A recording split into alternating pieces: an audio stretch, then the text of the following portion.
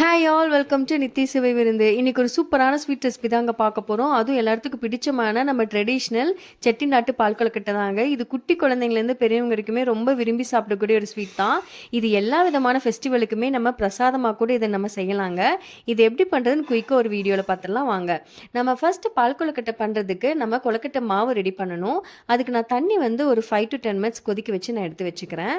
அடுத்தது நம்ம மாவு பார்த்திங்கன்னா இன்றைக்கி கொழுக்கட்டை மாவு கடையில் தான் வாங்கி யூஸ் பண்ணுறோம். இதை நீங்கள் வீட்லேயே கூட நீங்கள் ப்ரிப்பேர் பண்ணி யூஸ் பண்ணிக்கலாம். இப்போ மாவு நான் வந்து 1 கப் அளவுக்கு கொழுக்கட்டை மாவு நான் எடுத்துக்கிறேன். அதுக்கப்புறமா டேஸ்ட்டுக்கு தகுந்த மாதிரி நீங்கள் உப்பு ஆட் பண்ணிக்கோங்க. உப்பு ஆட் பண்ணதுக்கப்புறமா வந்துட்டு நான் 2 டேபிள் ஸ்பூன் நெய் ஆட் பண்ணிக்கிறேன். நீங்கள் வந்துட்டு கூடுதலாக கூட ஆட் பண்ணிக்கலாம், தப்பு கிடையாது. ஏன்னா மாவு நல்லா உங்களுக்கு சாஃப்டாக வரும். அடுத்தது இது மூணையுமே நம்ம ஆட் பண்ணதுக்கப்புறமா நம்ம தண்ணி கொஞ்சம் கொஞ்சமாக விட்டு நம்ம கலக்க போகிறோம். இனிஷியலாக நான் மாவை வந்துட்டு ஸ்பூனில் தாங்க கலக்க போகிறேன். ஏன்னா தண்ணி ரொம்ப சூடாக இருக்குது. ஸோ அதனால் கை வச்சு கலக்க முடியாதனால நான் ஸ்பூன் வச்சு கலக்கிக்கிறேன். தண்ணி பார்த்திங்கன்னா நீங்கள் கொஞ்சம் கொஞ்சமாக ஆட் பண்ணி கலக்கிக்கோங்க. அப்போ தான் அந்த மாவோட பதம் நம்மளுக்கு எப்படி இருக்குதுன்னு நம்மளுக்கு தெரியும். நீங்கள் ரொம்ப நிறைய தண்ணி ஊற்றிட்டிங்கன்னா மாவு லூஸ் ஆயிடும். அதே மாதிரி கம்மியாக நீங்கள் ஆட் பண்ணிங்கனாலும் மாவு கெட்டியாயிருங்க. மாவு கெட்டியாக இருக்கப்போ விரிசலாக வந்துடும். ரொம்ப லூஸ் ஆகிடுச்சுன்னா மாவு வந்து உருண்டைகளாக பிடிக்க முடியாது. இப்போ பாருங்கள், இந்த மாதிரி பதத்தில் இருக்க மாதிரி நீங்கள் வந்துட்டு மிக்ஸ் பண்ணி எடுத்துக்கோங்க. கையில் ஒட்டாமல் வருது பார்த்திங்கன்னா நம்ம நெய் சேர்த்துற அளவுக்கு தாங்க கையில் இந்த மாதிரி ஒட்டாமல் வரும். இப்போ மாவு எல்லாத்தையுமே நம்ம உருண்டை பிடிச்சி எடுத்துக்கலாம். நான் இன்றைக்கி பார்த்தீங்கன்னா 2 ஷேப்பில் பண்ணியிருக்கேன். ஒன்று வந்து ரவுண்ட் ஷேப்பில், இன்னொன்று கொஞ்சம் நீளமான ஷேப்பில் பண்ணியிருக்கேன். இந்த மாதிரி 2 ஷேப்பில் பண்ணுறப்போ குழந்தைங்க இன்னுமே கொஞ்சம் விருப்பமாக சாப்பிடுவாங்கங்க. அதனால நான் இந்த மாதிரி 2 ஷேப்பில் பண்ணியிருக்கேன். நீங்கள் உங்களுக்கு உருண்டை ஷேப்பில் மட்டும் போதும் அப்படின்னா நீங்கள் அது மாதிரி கூட பண்ணி கொடுத்துக்கலாம். இப்போ பாருங்கள், உருண்டைகள் எல்லாமே விரிசல் இல்லாமல் வருது பார்த்தீங்களா? ஸோ இந்த மாதிரி இருக்கணும், கையிலையும் ஒட்டலை. ஸோ நீங்கள் மாவு இந்த மாதிரி நீங்கள் பதத்தில் நீங்கள் வந்து மிக்ஸ் பண்ணுற மாதிரி பார்த்துக்கோங்க. இப்போ எல்லா உருண்டைகளுமே நம்ம வந்துட்டு ரெடி பண்ணிவிட்டு நம்ம இதை வந்து 5 to 10 minutes ஸ்டீம் பண்ணி எடுத்துடலாங்க. நம்ம இப்போ ரெடி பண்ணி வச்சுருக்க கொழுக்கட்டை உருண்டை எல்லாத்தையுமே 5 to 10 minutes ஸ்டீம் பண்ணி எடுத்துடலாம். நம்ம 5 to 10 minutes ஸ்டீம் பண்ணால் போதுங்க. ஏன்னா ஆல்ரெடி நம்ம மாவே பார்த்திங்கன்னா நல்லா சுடுதண்ணில் தான் மிக்ஸ் பண்ணி எடுத்துருக்கோம். இது வேகட்டும். வேகிற டைமில் நம்ம வந்துட்டு தேங்காய் பால், பாகு எல்லாத்தையும் ரெடி பண்ணிடலாம். நான் தேங்காய் பால் ரெடி பண்ணுறதுக்கு இன்றைக்கி 1 மூடி தேங்காய் தாங்க யூஸ் பண்ணியிருக்கேன்.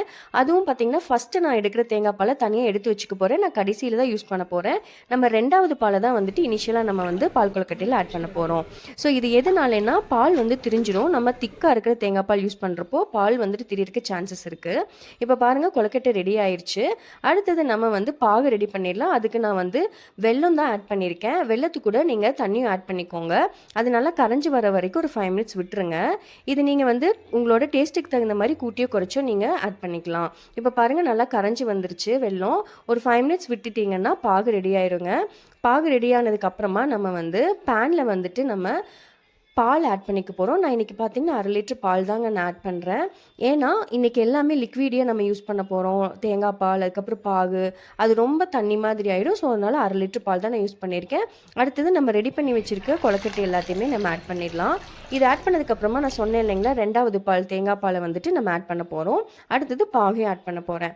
இதெல்லாம் ஒரு 10 minutes வெந்ததுக்கு அப்புறமா நான் என்ன பண்ணுறேன்னா, நான் ஆல்ரெடி ரெடி பண்ணி வச்சுருக்க ஏலக்காய் பொடியும் நான் சேர்த்துக்க போகிறேங்க. ஏலக்காய் பொடியும் சேர்த்ததுக்கு அப்புறமா உங்களுக்கு வந்துட்டு பால் வந்து கொஞ்சம் லைட்டாக லிக்விடாக இருக்குன்னு நீங்கள் அப்படின்னு யோசிச்சிங்கன்னா நீங்கள் வந்து கொழுக்கட்டை மாவை வந்துட்டு தண்ணியில் மிக்ஸ் பண்ணி நீங்கள் ஆட் பண்ணிக்கலாம்.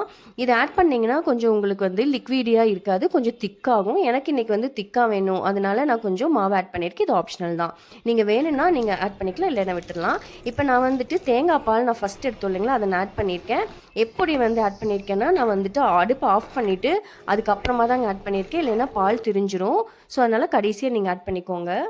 அவ்வளோதாங்க, சூப்பரான ட்ரெடிஷ்னல் செட்டிநாட்டு பால் கொழுக்கட்டை ரெடி ஆயாச்சு. இது இப்படியே குழந்தைங்களுக்கு செஞ்சு கொடுத்து சர்வ் பண்ணிவிட்டு எப்படி இருந்துச்சுன்னு கமெண்ட் பண்ணுங்கள் அண்ட் லைக் பண்ணுங்கள். மறக்காமல் நித்தி சுவை விருந்தை சப்ஸ்கிரைப் பண்ணிக்கோங்க. தேங்க்ஸ் ஃபார் வாட்சிங்.